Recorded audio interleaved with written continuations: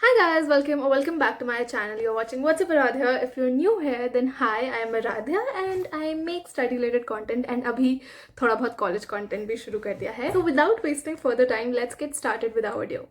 So आज की video का टॉपिक होने वाला है the complete road map for class 12th for the upcoming 4 months. ये वीडियो एक one of the most demanded video है on my channel. Road map यार मुझे लगा था कि इतनी जल्दी क्या मैं रोड मैप, जब थोड़ा लास्ट का टाइम आता है ना तो तब इज द रियल टाइम जब तुम्हें अप्लाई करना स्टार्ट कर देना चाहिए इन सारी चीज़ों को जो मैं तुम्हें आज बताने वाली हूँ. So actually divided this video into 4 months starting from October, November, December and January. February के हाफ तक एग्जाम्स शुरू हो जाते हैं, उससे पहले तुम्हारे इंटरनल असेसमेंट्स, वाइवा, ये सब होता रहता है. So I am not counting that. And बीच में दिवाली ब्रेक भी होगा एंड वो सारी चीज़ें भी होगी जहाँ तुम पढ़ाई नहीं करने वाले हो obviously.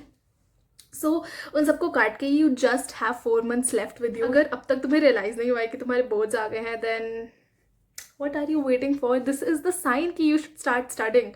So even if you are a topper, mediocre or below average, this video caters to all the 3 types of students. So without wasting further time, let's get started with our video. So starting from October, now तुम्हारे half yearlies exams जो है ख़त्म हो गए होंगे and right now you might be a little stress free. तो इस महीने को तुम्हें utilize करना है to complete all your syllabus. Yes. So now what you have to do is you have to start completing अपना पूरा syllabus, चाहे किसी भी सब्जेक्ट का हो, considering English as well. English को बहुत इग्नोर कर लिया है, so थोड़ा बहुत English भी पढ़ना स्टार्ट कर देना अब, ठीक है. और पहले से भी तुमने पढ़ ही रखा होगा. So start completing your syllabus. जितना भी तुम्हारा अकाउंट्स है, इकोनॉमिक्स है, बिजनेस स्टडीज़ है, सारे जितने भी तुम्हारे सब्जेक्ट्स है सबका सिलेबस कंप्लीट करना शुरू कर दो. Because by the end of these 4 months and जब तुम्हारे बोर्ड एग्जाम्स आ जाएंगे it will be really difficult to cover the syllabus. अभी तुम अगर सिलेबस कवर कर लोगे ना एंड तब तुम्हारे पास सिर्फ रिविजन के लिए चीज़ें रहेंगी. बट अगर तब तुम सिलेबस कवर करने बैठोगे, स्क्रैच से चीज़ें स्टार्ट करोगे, नए नए टॉपिक्स पढ़ोगे तो कुछ समझ नहीं आने वाला है. सो इट्स बेटर कि तुम अभी सिलेबस कंप्लीट कर लो. At least go through the things जो भी तुम्हें आती थी, नहीं आती हैं, या जो तुम ऑलरेडी लर्न कर चुके हो उन्हें एक बार दोबारा गो थ्रू कर लो. एकदम स्टार्टिंग से अपना सिलेबस कवर कर लो to just give that assurance to yourself कि हाँ तुम्हें सब कुछ आता है एंड आगे के मंथ्स में तुम्हें सिर्फ रिविजन करनी है. So first pointer is to complete all your syllabus by the end of October month. Coming on the second month, which is November. अब you have to actually start practicing your questions. November को 2 सब part में divide करते हैं. First is the first 15 days of November and the second half of November.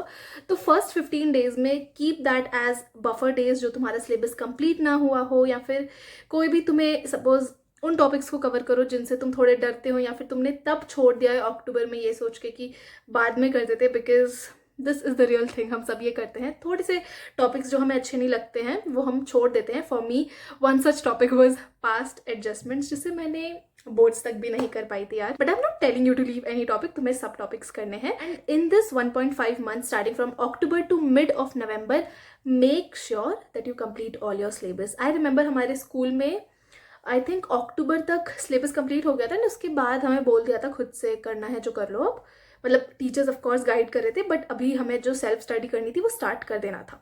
So I think तुम्हारे school में भी syllabus खत्म हो गया होगा. सो आफ्टर दैट तुम्हें नवंबर के मिडल तक पूरा सिलेबस कंप्लीट कर दो, including the topics you are scared of.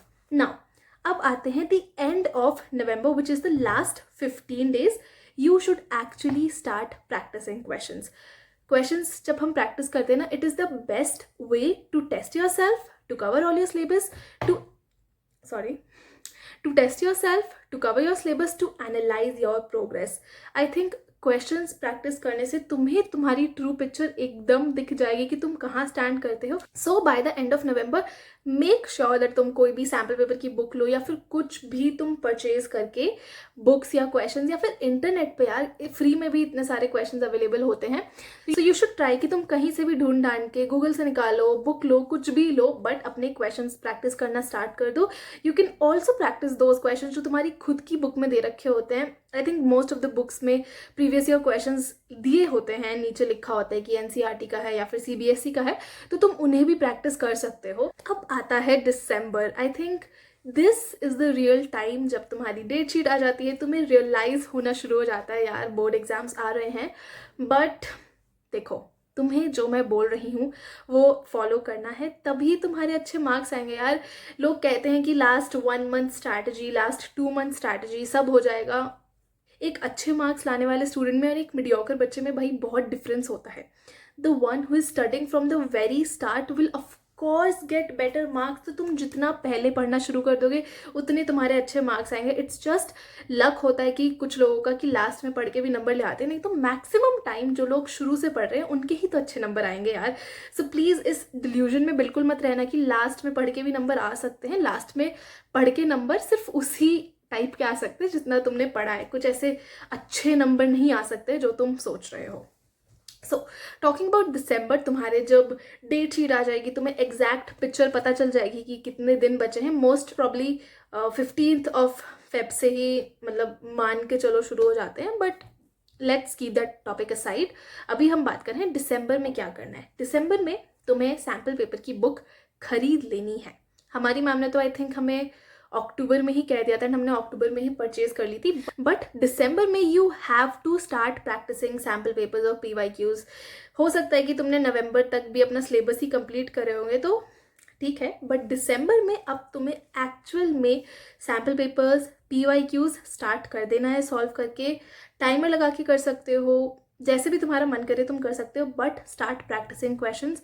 And I have already told you how important it is to practise a variety of questions. तभी सबसे अच्छी प्रिपरेशन तभी हो पाएगी जब तुम क्वेश्चंस प्रैक्टिस करोगे। Now comes January which is just 1 month away from your boards. And अगर अब तुम्हारी एनर्जी हाई नहीं है तो कब होगी यार, कब होगी तुम्हारी energy high for your board exams.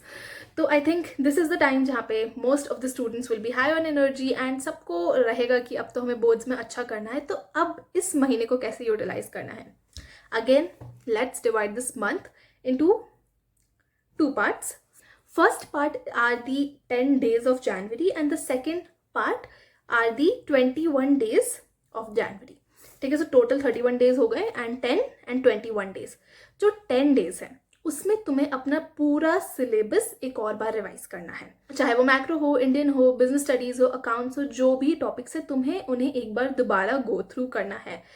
Revision जितनी बार करोगे उतना तुम्हारे लिए अच्छा है। So this is I think the second revision जो तुम्हारी 4 मंथ्स में हो जाएगी। तो अब तुम्हें पूरा एक और बार फुल फ्लेज्ड रिविजन करनी है इन द 10 डेज। उसमें तुम क्वेश्चंस भी प्रैक्टिस कर सकते हो साथ साथ में, but focus on revising the important topics. ठीक है, तो फर्स्ट 10 डेज में तुम्हें पूरा रिविजन करना है फुल फ्लेज्ड। अब आते हैं 21 डेज में। अब तुम्हें सैम्पल पेपर जो भी तुमने बुक परचेज करी है या फिर जो भी सोर्स तुम यूज कर रहे हो वहां से तुम्हें अपने sample papers with timer practice करने चाहिए। ऑफकोर्स मैं ये नहीं बोलूँगी कि 5, 6, 10, 15 सैम्पल पेपर सॉल्व कर लो, जस्ट 2 इज़ द मिनिमम। ये नहीं कह रही हूँ कि मैक्सिमम 2, जितने ज़्यादा सॉल्व करोगे उतनी अच्छी बात है। 15 सैम्पल पेपर्स करते हो कुछ लोग तो भाई बहुत ही ज़्यादा सैम्पल पेपर्स करते हैं तो वो तो और भी अच्छी बात है, but minimum to minimum 2 good sample papers. कुछ ऐसे ही बेकार से नहीं यार कि कहीं से भी मिल गए तो प्रैक्टिस कर लिया। कुछ अच्छे सैम्पल पेपर, क्वालिटी के सैम्पल पेपर, कोई 2 सैम्पल पेपर्स तो तुम्हें ज़रूर ही सॉल्व करने हैं। एंड 21 डेज में 2 sample papers of each subject. ठीक है, अकाउंट्स के 2, बिजनेस के 2, इको के 2, इंग्लिश के 2। एंड जनवरी में तुम अपने डायग्राम्स या फिर कुछ इंपॉर्टेंट टॉपिक्स जो भी होते हैं, फिजिकल एजुकेशन में तुम्हारे योगा के डायग्राम्स होते हैं, तो डायग्राम्स वगैरह को भी तुम पूरा डन कर देना कि भाई अब तो सब हो गया है, अब मुझे तुम बस पेपर दे दो, I am ready for it. ठीक है, तो तुम्हें इस लेवल की तैयारी कर लेनी है टिल जनवरी। एंड बस फरवरी में क्या है, अच्छे अच्छे बोर्ड एग्जाम्स देना, अच्छे अच्छे मार्क्स लाना एंड देन अच्छे अच्छे कमेंट्स करना। So that was it for today's video. I hope this video turns out to be helpful for you. And अगर ये तुम्हारे लिए helpful रही थी then please subscribe कर लो यार and like कर देना वीडियो को and प्यारा सा comment भी कर देना for more such videos. And I'll meet you next time. Bye.